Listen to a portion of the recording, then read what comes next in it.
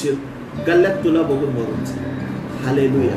आणि तुमच्या जीवनातल्या सगळ्यात मोठ्या ज्या गोष्टी आहेत ना प्रियांनो, आपल्या मनुष्याच्या जीवनामध्ये, की ते आपल्या परिस्थितीला देवापेक्षा मोठं करतात. दिवस रात्र तेच, काय करू कसं करू, बाळासाहेब साहेब प्रार्थना करा, ह्याला फोन कर त्याला फोन कर, इथून प्रार्थनेला पळ तिकडं, तिकडून पळ इकडं, इकडून पळ तिकडं, त्याच्यामध्ये ते येरा झाऱ्या घालूनच त्याच्यामध्ये जीवन चाललंय.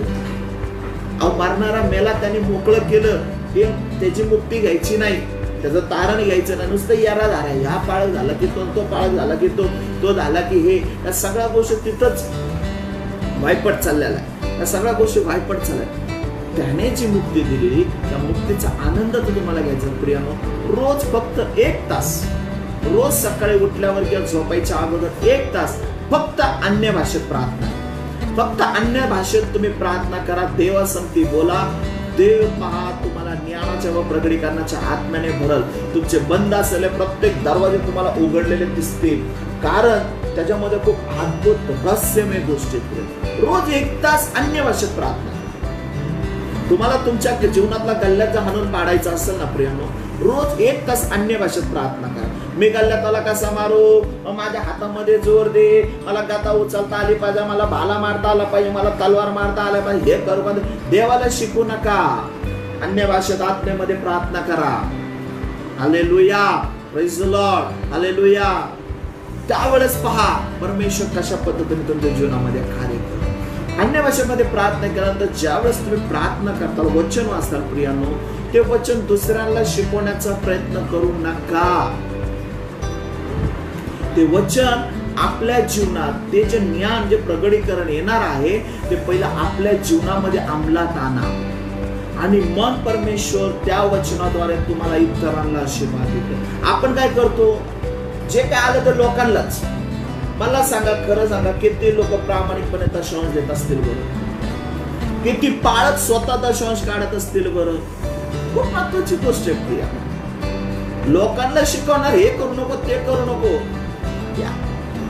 पॉल बोलतो रोमकराच्या पत्रामध्ये 7व्या अध्यायामध्ये वाचा, खूप चांगल्या पद्धतीने लिहिलेलं आहे. दुसऱ्यांना शिकवणार जर आपण तेच गोष्टी करत असेल तर त्याचा फायदा आहे. प्रियांनो, देवाला ओळखणं ही सर्वात महत्वाची गोष्ट. जोपर्यंत तुम्ही देवाला ओळखू शकत नाही तोपर्यंत या सगळ्या गोष्टी महत्वाच्या. तुम्ही जो विचार करता तो देव तसा नाही. आपल्या बुद्धी सामर्थ्याच्या पलीकडे ही जी दृष्टी आहे, दृष्टीच्या पलीकडे आपला, आणि तुमची परिस्थिती जी आहे या दृष्टीच्या रूपाने आलेली परिस्थिती आहे, ही तुम्ही इमॅजिन केलेली परिस्थिती. देव तसा नाही. देव अद्भुत आहे, सर्व समर्थ आहे, सर्व व्यापी आहे, अद्भुत परमेश्वर. आणि त्या देवाकडे पाहायचं असेल तर तुम्हाला आत्म्याने त्याला ओळखा. यानो एकच विनंती की तुम्ही 1 तास अन्य भाषेमध्ये रोज प्रार्थना करा, बायबल वाचा.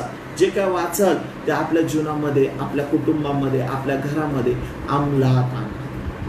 लोकांना शिकवण्याची वेळ ज्यावेळेस परमेश्वर तुम्हाला त्या पद्धतीने बाहेर काढल, त्या पद्धतीने तयार केलं, त्यावेळेस तुम्ही परमेश्वराच्या सेवेला लागा.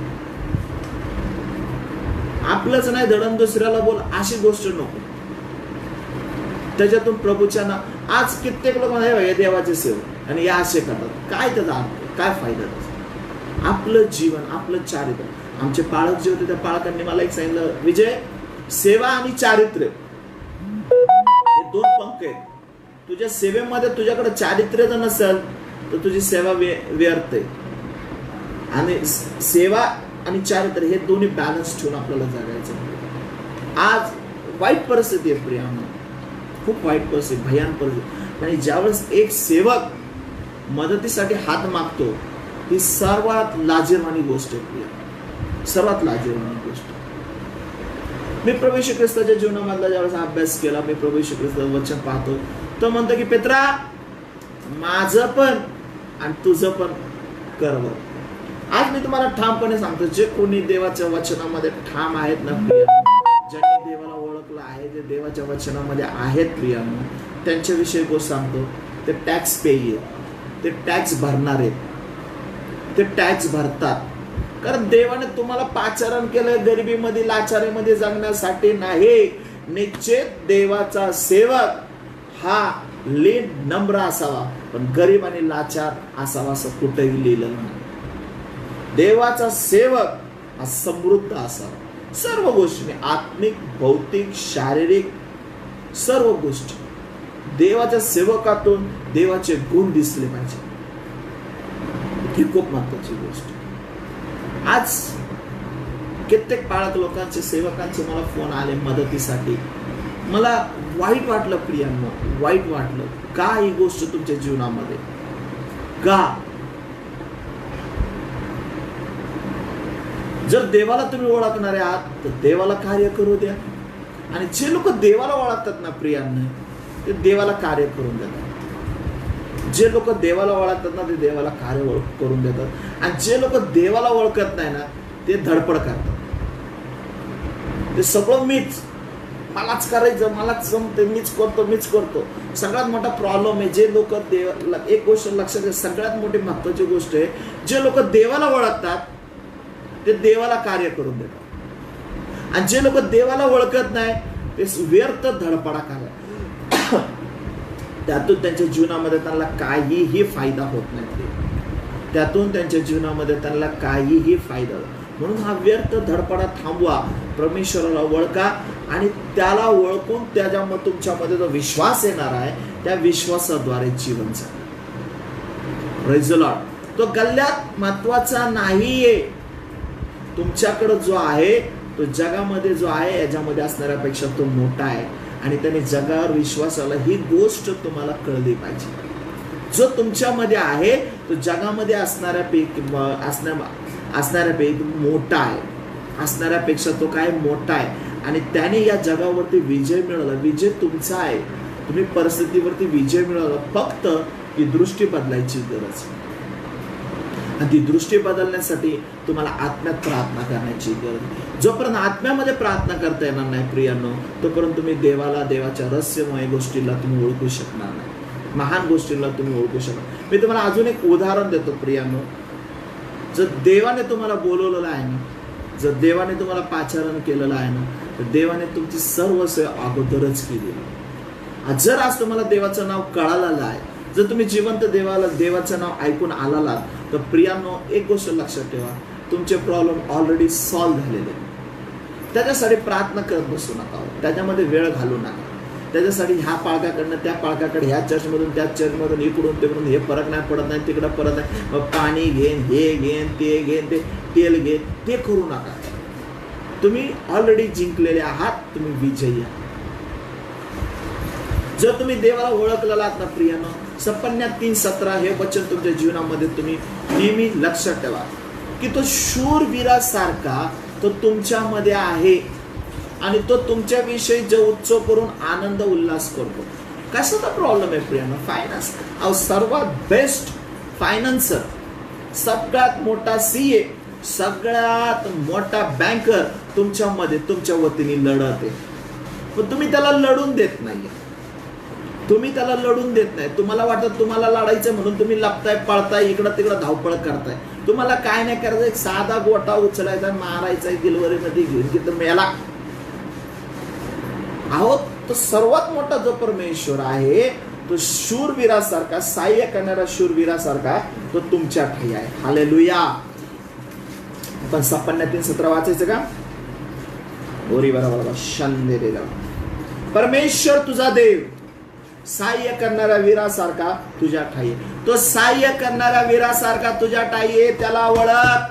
धडपड करू नको, व्यर्थ बडबड करू नको, विनाकारण पळू नको. सहाय्य करणाऱ्या वीरासारखा शूरवीर तो तुझ्या ठाई आहे. त्याला ओळख. आणि त्याला ओळखायचं असेल तर 1 तास कमीत कमी अन्य भाषेमध्ये रोज प्रार्थना कर. रोज पवित्र शास्त्र वाच, मनन कर, चिंतन कर, ध्यान कर त्याच्यावरती. आणि जे काय प्रगटीकरण तुला येईल ते तुझ्या जीवनामध्ये अंमलात आण. त्याचं आज्ञा पालन कर. आणि बघ पुढं काय होतं. तो तुझ्याविषयी आनंद उत्सव करेल, त्याचे प्रेम स्थिर राहील.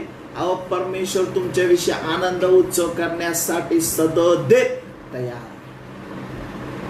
तो म्हणतो युद्ध तुझं नाही, युद्ध माझं आहे, तू गप. आम्ही म्हणतो देवा तू गप. मी करतो, देव म्हणतो कर. आणि बस प्रॉब्लेम हाच. देवाला ओळखा. देव सहाय्य करणाऱ्या शूरवीरासारखा तो तुमच्या ठाई आहे. तो तुमच्या गल्ल्यात आला, बारक्या दगडाने हाणून पाडणारे. हो, तुम्ही का गडबड करता? तुम्ही धडपडा करू नका. तो तुमच्याविषयी आनंद उत्सव करण्यास तयार आहे प्रिया. म्हणून प्रियानो, तुमची जी काय परिस्थिती, त्या परिस्थितीकडे लक्ष देऊ नका. Don't focus on your situation, focus on God, focus on the word of God, focus on your prayer. तुमच्या प्रार्थनेमध्ये तुमची परिस्थिती बदलावी, तुमच्या प्रार्थनेमध्ये तुम्हाला मदत मिळावी.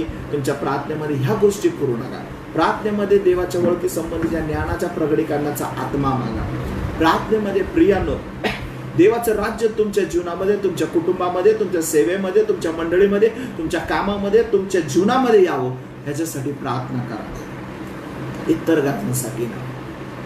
निश्चित तुमच्याकडे जर कोणी विनंती करत असेल, जे लहान आहेत, नवीन आहेत, माझ्यासाठी निश्चित त्यांच्यासाठी प्रार्थना करा. पण तुम्ही स्वतः ज्यावेळेस प्रौढ बनता, ज्यावेळेस तुम्ही प्रभूच्या वचनामध्ये मॅच्युअर्ड बनता, त्यावेळेस ह्या गोष्टी फायद्याच्या नाही.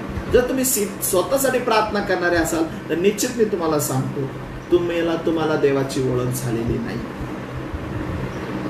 आणि जे देवाला ओळखतात ना प्रियांनो, ते इतरांसाठी प्रार्थना करतात, ते देवाच्या राज्यासाठी प्रार्थना करतात, देवाच्या सेवेसाठी इच्छेविषयी प्रार्थना करतात. आणि ज्यावेळेस ते अशा पद्धतीने प्रार्थना करतात ना, शेवटचं वचन प्रियांनो, रोमकरास पत्र याचा 8वा अध्याय 28वा वचन आपण वाचूया प्रियांनो.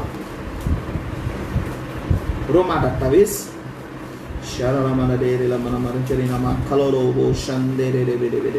हालेलुया. री बाबा शंदो रो बोरो बोरो खोले रा बरा बरा बरा बरा री बाबा शंदे रे रा बरा. रोमकरास पत्राचा 8वा अध्याय 9. परंतु आपल्याला ठाऊक आहे की देवावर प्रीती करणाऱ्यास, म्हणजे त्याच्या संकल्पाप्रमाणे बोलवल्यास, देवाच्या करणीने सर्व गोष्टी मिळून कल्याणकारक होतात. जर तुम्ही देवाला ओळखताना प्रियांनो, निश्चित तुम्ही देवावरती विश्वास ठेवणार आणि तुमचा विश्वास देवावर प्रीती करण्यास तुम्हाला शिकवणार. कारण विश्वासाचं कृत्य हे देवाचं आज्ञा पालन करतं. विश्वासाने ज्यावेळेस तुम्ही देवाचं आज्ञा पालन करता, त्याला प्रीती म्हटलं जातं. ती प्रीती आहे प्रियांनो. प्रीती म्हणजे देवा प्रीती करणे, म्हणजे देवाच्या आज्ञा पाळणे. जर तुम्ही खरंच तुमच्या सेवेमध्ये, तुम्ही तुमच्या जीवनामध्ये देवावर प्रीती करत असताल ना, तर तुम्ही या सगळ्या गोष्टींसाठी प्रार्थना करत बसणार नाही की देवा माझा प्रॉब्लेम, घर भाडं, देवा राशन, देवा हे, देवा ते, देवा ते. नाही, तुम्ही देवा राज्यासाठी प्रार्थना करा, देवाच्या इच्छेसंबंधी तुम्ही प्रार्थना करा. आणि जो प्रीती करणारा आहे, जो देवाला ओळखणारा आहे, आणि त्या ओळखीतून जो विश्वास निर्माण झालेला आहे प्रियांनो, तो माणसाला कोणत्याही चांगल्या गोष्टीची उणीव पडणार नाही, हे जे हमी माझा जिवंत परमेश्वर.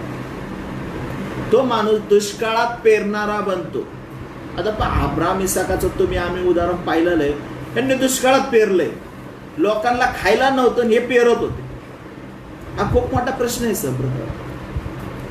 त्याच्या प्रिय लेकरांनो, हे खूप महत्वाची गोष्ट आहे. दुष्काळामध्ये लोक खायचं बघतात का पेरायचं बघतात?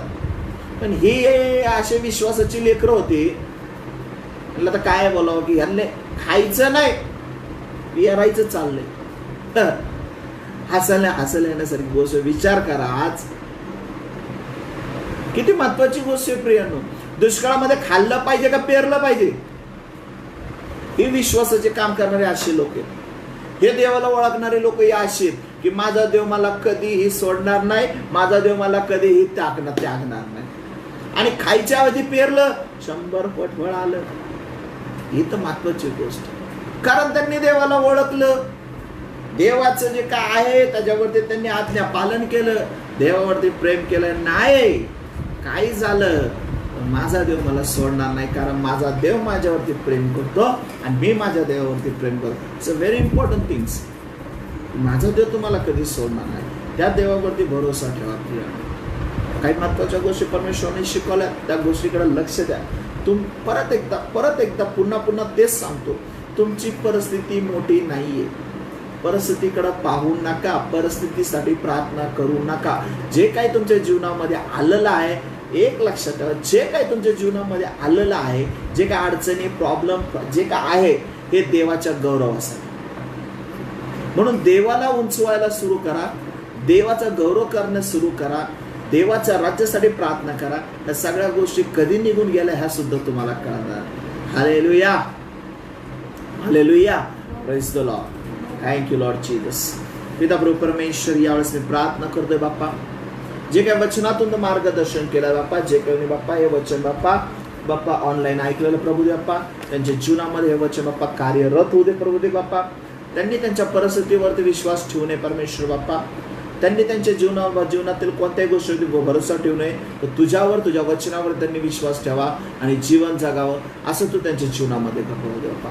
बोलू दे बाप्पा तुझा गौरव. येशूच्या नावाने प्रार्थना करतो म्हणतो आहे, amen. Thank you Lord Jesus. Thank you Lord Jesus. तिखालाबा शंदरा बखोलो बोलो बोरो उरी बेकेने नामा खालाबा शंदरो. येशूच्या नावाने, येशू.